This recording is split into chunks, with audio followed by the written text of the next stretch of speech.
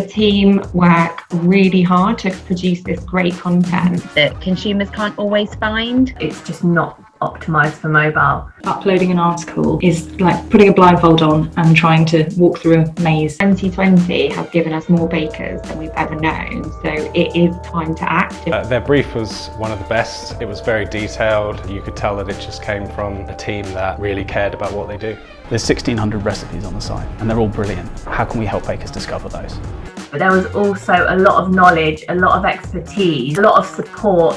Baking Mad are a content business. By using a headless CMS like Kentico Kontent, we're putting that content first. The Baking Mad content editors are able to manage that content centrally, and it opens up the opportunities for that content to be reused across multiple platforms, something like an Alexa or a mobile app.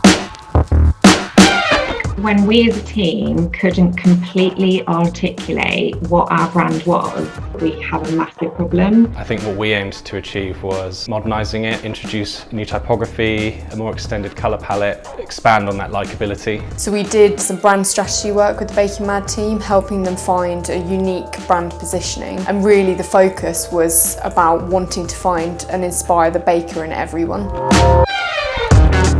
A big advantage of using a headless CMS is that we're free to pick the right technology for the job. For Baking Mad, that was Next.js. Next's incremental static builds, together with Algolia's live search, allowed us to deliver a lightning fast experience. The goal of the site from a visual perspective was making sure it wasn't just for the elite baker, it's for the imperfect baker, a hobbyist baker, any baker really.